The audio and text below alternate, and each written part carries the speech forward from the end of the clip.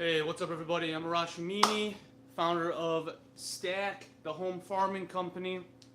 I'm going to cover a very basic topic, but very important I think, and that is, what is stack farming? What the fuck are you talking about in all these videos? Well, simply put, it's a methodology for designing very efficient indoor farms. And when I say efficient, I mean low weight, low cost, high output, right? And it's all about modularity, so it actually fits into our lives as home farmers, as stack farmers. And it's about keeping costs down, minimizing costs. Growing food outdoors is very cost efficient, especially for home use. The devil is in the labor you got to put in. So we trade that a little bit. When we bring it indoors, we spend less time farming, but it takes a little more to set up. Now, this kit I assembled off Amazon parts for, I think, almost certainly under $700, maybe a little over 700. So 700 give or take. That's no markup from me. That's just using other people's parts, commercially available parts, what are called commercial off-the-shelf parts. And that's the key to getting into stack farming and really home farming. You don't want to be going after a custom-built system. It limits your modularity and it increases your costs. Now, you might think it's easier to set up, and that might be true, but you're not going to actually get much food out of it.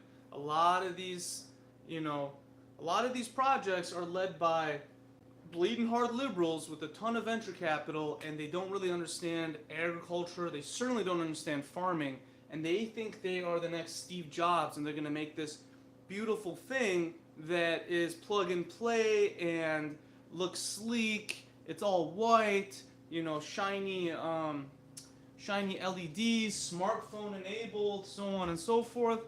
At the end of the day, you're not going to get shit out of it because they are trying to build a business around your food, about getting in between you and your food.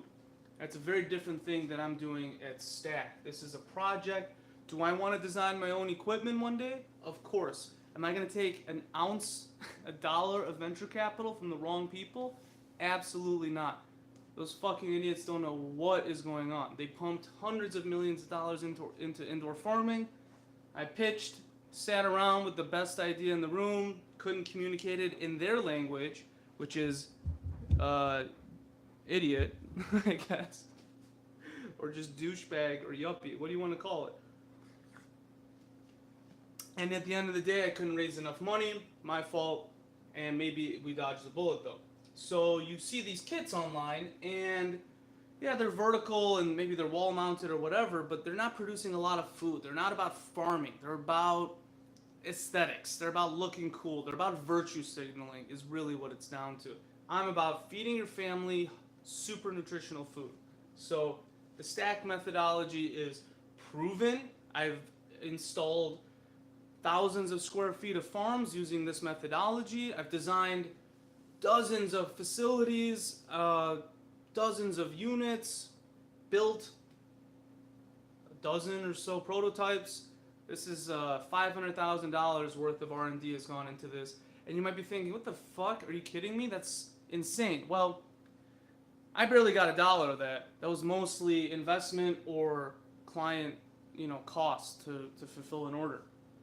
I was living broke at those years, but it's all about simplicity. The simpler you can make your system, the cheaper it is, the lighter it is, the easier it is to manage, and the more efficient you can make it, the more effectively it'll produce food.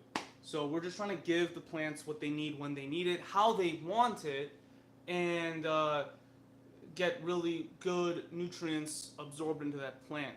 It'll grow, and it'll be aromatic, and it'll be flavorful, and you'll know it'll be more nutritious. So we're trying to maximize nutritional output. That's the key. If you don't know by now, winter is coming. We're in a grand solar minimum. I don't know if you've heard of hashtag, let's see if that works better. Hashtag NoPlant19. The Midwest is underwater, flooded. We're going to see a spike in corn. Is it the end of the world? No. Is it a sign of the next 25 years? Almost certainly. Sun is in a low energy state. That decreases the magnetic field in our solar system, lets more cosmic rays come hit Earth, decreases our cloud cover. What's 90+% of all greenhouse gases in the atmosphere? That's right, water vapor. CO2 is like 4, so irrelevant. Water vapor keeps the heat in. Less clouds, no blanket, heat bounces out. It's going to affect crops. You could look up the physics. It's happening with or without your belief. Does that mean we should keep polluting and, dumping plastic in the water? No, of course not. Get our shit together. So understanding the stack lets you design systems really quickly. It lets you best utilize the space you're in, maximize your budget. It's just a methodology for designing that is really important. If you saw the last video, the system determines everything else. So the system design is the most important thing. Modularity. You want to be able to grow what you want for yourself and your family. You don't want to have to grow what Miracle-Gro, Scott's Miracle-Gro, decides to sell in their proprietary bullshit prepackaged pots. You want to get seeds from anywhere you want, put them in, and be able to grow it. Now, are there limits to that? Of course. Like, this system is only designed for leafy greens right now. Can you upgrade it? Definitely. We'll get there. Can you add fish? Of course. Every fish? No. So it's within certain boundaries. And if you've heard me rant before, boundaries produce more rich results within those boundaries. And then costs. This is about getting these into every home possible, withstanding the long winter, as I'm jokingly saying, and decentralizing the food safety, a food safety protocol, if you will. So, the stack. Let's keep this thing handy. So, let's just talk about the major components, okay? In any indoor farm, especially a farm stack. You always want your reservoir on the bottom, right? That's the base of your stack. Every system you've ever seen a picture of, the water has to, if something breaks, if something fails, I want the water by gravity going back to the stack. So the stack, or the reservoir, it equals your max water volume. Okay? You never want, so if this is, let's say, i.e. we have a 15 gallon in there right now.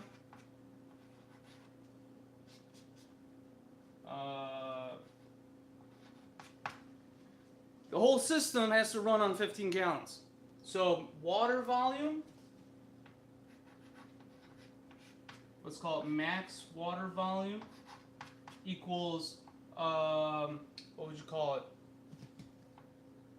Equals reservoir plus working volume.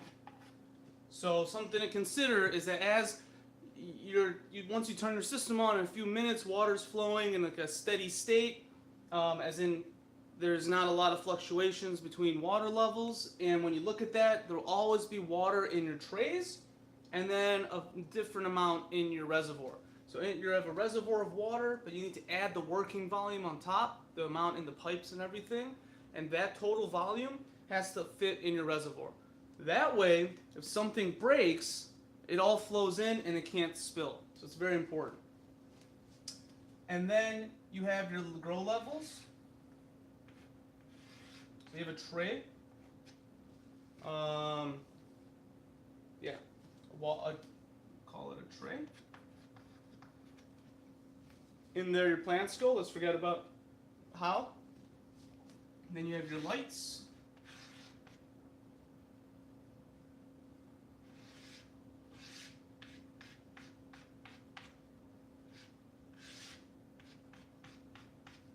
Okay? That's the simplest form. Tray, lights, this is your shelving,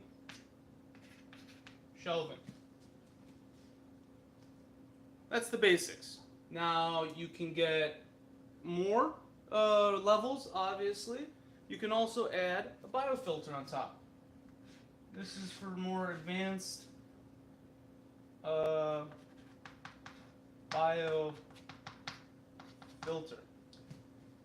If you're raising worms, which we'll get into later, if you are growing fish, which we'll get into later, you need a biofilter, and that is easiest to put at the top. It can be heavy, but your racking has to take care of that, and it can be filled with worms and biomedia. And we'll get to that. It's a whole other section. So basically, what you want to do is have your reservoir, and then layer your trays. Let's forget about lights for now. Let's just call it a 3-level system. The symbol for plumbing, for pumping, is a square with a water pump is an X. Air pump, if we need it later, is a little triangle. Okay? Your pump comes out, goes to the top one, comes in, and then you need a cascade effect. I'll get to that why in a second. So if it enters on one side, it needs to exit on the other. If it enters on this side then, it needs to exit on the other, and the other. And what you want to make sure is that, well, you got to get water across every plant surface in your trays. So you want water to start on one side, flow to the other, and down. And you want to make sure, you're covering your whole tray. 14%. Okay, we'll go until my battery dies. So that's one thing. And then where your pump is, you want to make sure you're getting maximum circulation in your reservoir. So right now our reservoir is in the center, drawing water in. We have an extra outlet with a bleed-off valve spinning that water, and then this inlet into the reservoir adds to that as well. This ensures every plant gets the proper, what would you call it? The same quality of water, and it in a circular tub, the radial flow will actually push debris to the center because it's more dense than the water, the medium it's in, and that inertial acceleration, radial acceleration points inward, and it collects on the grill of the pump, so you can clean it out more easily.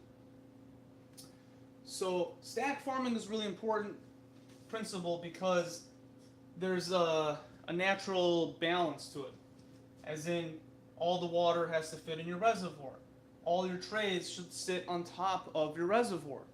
Your water, your plumbing should alternate from side to side.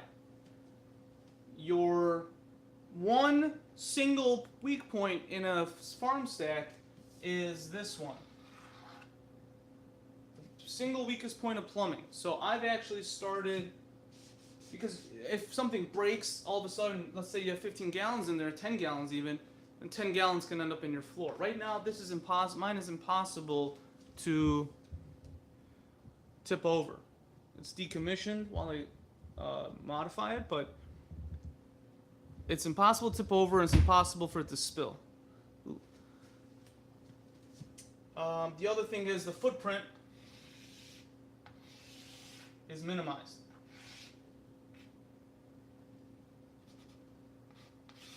Right? It's not exactly true, but you know what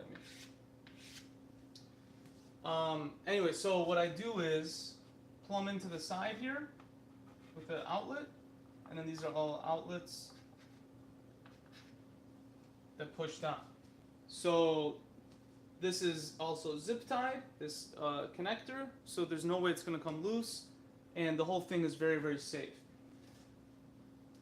Stack farming is the most efficient way I've been able to design a system. One key thing is, and it gets into modularity, is that it's based on the 10, 20 flat. Those are the 10 by 20 inch standardized greenhouse appropriate or specific planting trays. The entire global controlled environment agriculture industry uses that tray. It's based around that flat, I'm calling them. Trays are what hold the flat in my StackFarm model. That 1020 flat is the cheapest way to move plants, to grow plants, propagate plants, ship them, receive them, package them, so on and so forth. Every Home Depot, every Lowe's you go to, every one of those garden benches or greenhouse benches are designed to hold X number of those, integer number of those. So there's no extra room on the table. It fits 20 or whatever. All hydroponic trays are meant to hold those units. So a 2x2 holds 2 of them perfectly. A 4x4 holds 8. A 4x8 holds 16 flats, right? So building around that means that the rest of my process is simplified. Now, it means my costs are lower because I'm tapping into a supply chain that's robust and mass adopted, therefore mass produced, therefore as cheap as possible, with providing the most modularity. Because you can also use 1020 inserts. That's my I. That's my R. And you can take a 1020 flat and you can fill it with 12 cells or 30 cells or all sorts of different number of plant sites with different plant mediums in there. So you can grow all sorts of stuff. You can do high, low, all sorts of things. It also has a nifty benefit of fitting paper towels. So here are 2 paper towel sheets. And as you saw, if you haven't seen in my microgreen training video, go check it out on the website. It fits very well, and actually this size, when it gets wet, it expands and it covers the whole thing. I'm testing a new fabric out now, and I'll include that when it's validated. But this also lets you, and you don't have to use this brand, this is a 7th generation recycled. You can use other ones, but it's dirt cheap growing media. There is a problem with it disintegrating or becoming too fragile at the end of the microgreen life cycle, but I'm solving that now. You can just layer on 2 layers, 2 or 3 layers, and it'll be fine. It'll be like 6 cents worth of media versus $1 for non-woven fabric going across the bottom. So it really allows for modularity. You want to be able to grow different things in different flats because you want to be able to take them in and out of your tray, your stack at different intervals. You might have, one level growing microgreens. Well, that means they're going to be going in and out every 2 to 3 weeks, depending on your varietal. The other level might be growing wheatgrass. So there you have 1 to 2 weeks, right? And then the third level might be herbs and head lettuce. That's a completely different life cycle. Some might stay in there forever. Some might get out in 4 to 6 weeks. And so you want to be able to divvy up your grow space in accordance with what you're trying to grow. So if I'm talking about level 1 on the bottom,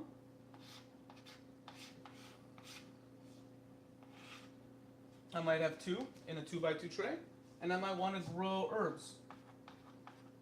All sorts of herbs. And I might want to grow them in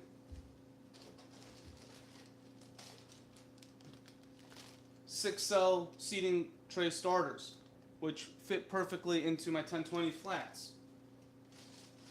And I can use whatever medium I want in there. And then I might grow head lettuce in this one.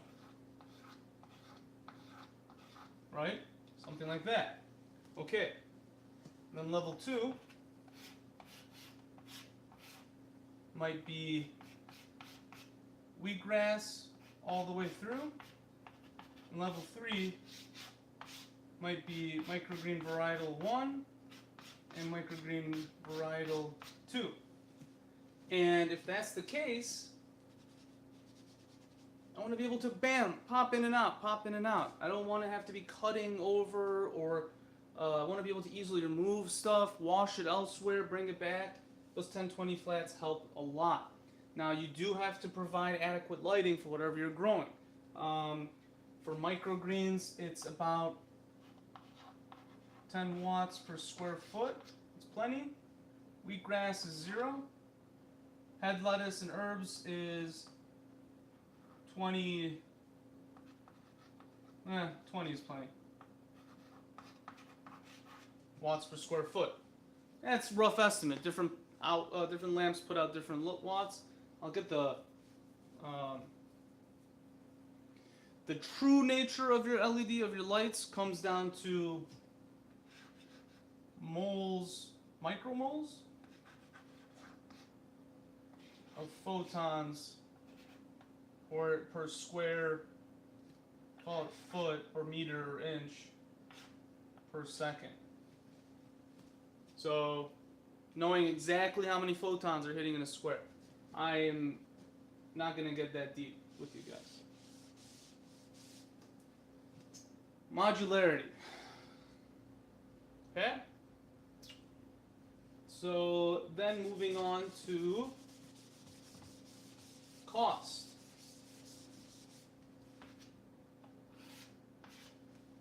Commercial off-the-shelf parts.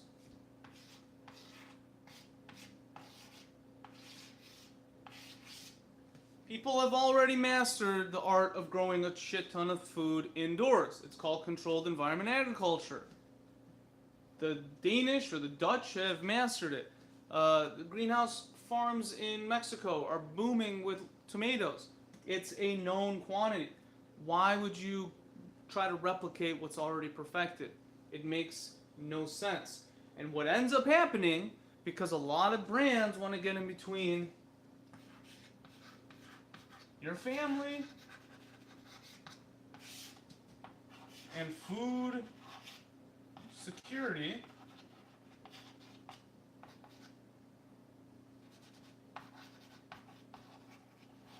right? And say, hey, here's this system. Scott's Miracle Greens, Click and Grow, all sorts of different assholes have great, beautiful looking systems, of course, but then the medium is proprietary. So you have to buy their thing. And then they sell you their fertilizer because it's, aeroponics or whatever.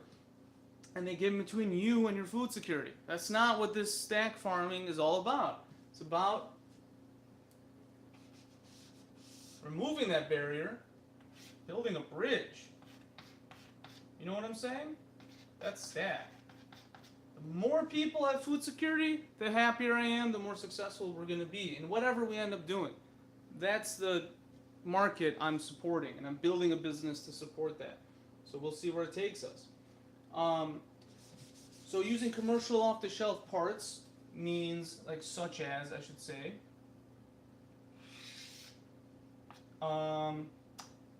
plastics, right? Shelving, trays, flats. We'll even throw LEDs in there, so it's more like hard goods. I think I went through this yesterday. All the stuff, LEDs. Using LEDs that are already mass-produced are going to drop our price down. It's the only way to keep it down. If I go through and I custom make everything, and I do it on my own, and I have to pay for the mold, and I have to pay for not only the mold of the flat, but the mold of the tray, and the mold of the shelving, and the mold of the reservoir. It's like, that's hundreds of thousands of dollars in molding costs. Then I have to buy and pay for engineering. Then I have to buy initial quantities of each one, put them on a shelf. So now I'm in $500,000, at least. let alone if I have to hire engineers to help me, right? And it goes on and on and on and on. That's not what I'm going to do. Then you have biologics. Medium, I'm going to call it. Fertilizer.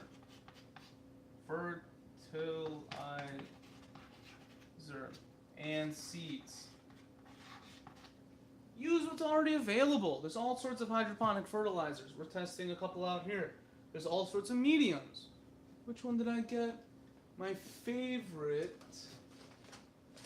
is hidden somewhere back there. It's compressed peat moss with a little. It's called a plasticizer, but it's food grade.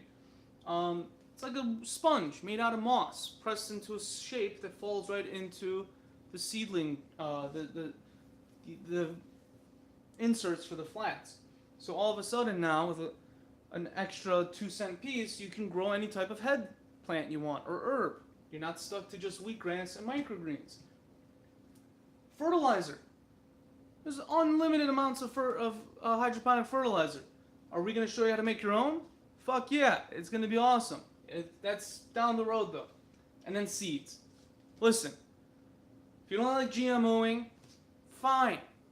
It's science to me. That's like not liking the internet. That's like not liking the scientific method.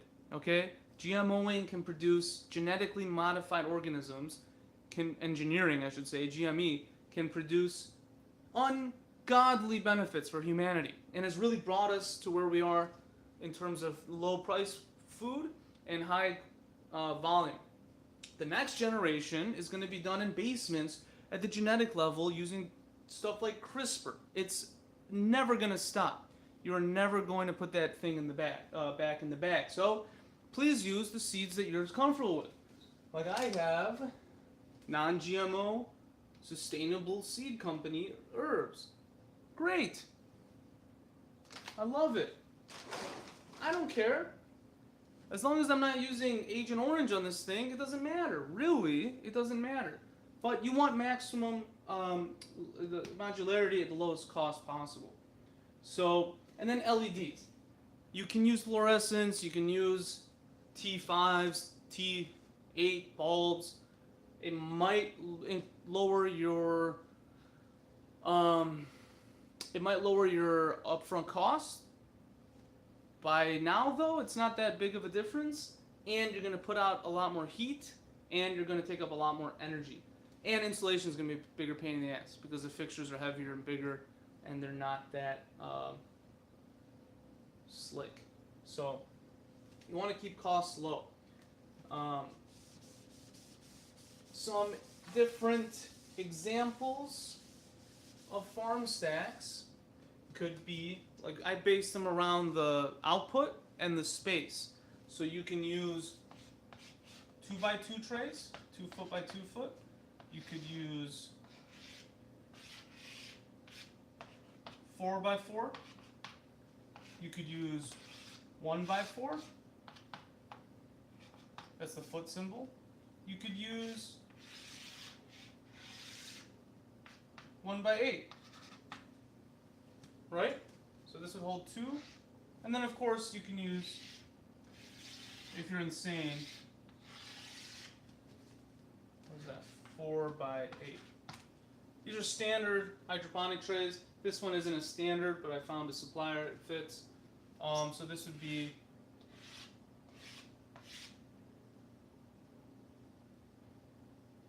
2, 4, 6, 8. This would be also 2. This would be 4 flats. And this would be 16. Right?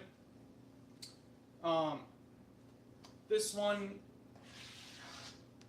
and this one would probably be the ones you use most in a home setting. You might use this one. And 4x4 and 1x8, they get expensive really quick. And then 4x8, forget it. Don't use it. It's a pain in the ass to work with. It's too big. The cost savings is nominal. It only makes sense in a very large greenhouse. Single layer, many, many feet. If you're going to do a raised bed, you might want to think about that. But other than that, okay? Okay. And then, so on this side, you would have X number of trays, and then it looked the same from the side of the top, right? Reservoir. Here you would do the same thing. It would just be 2 feet in or 1 foot in, right? And then you would, maybe this is not the best way to draw it, and then you would either have shelving, right? Something like that. Or you would have wall mounted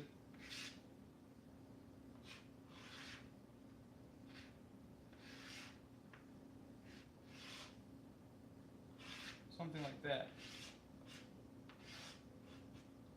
And then you would have your reservoir on the floor.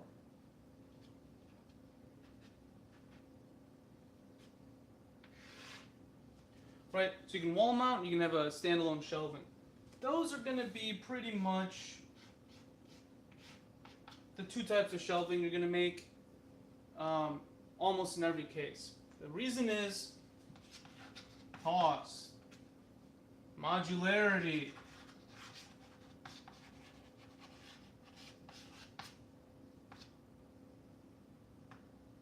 because commercial off-the-shelf parts.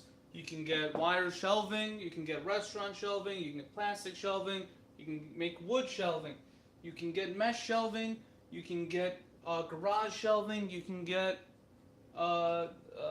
closet shelving, and then build your system on top of that.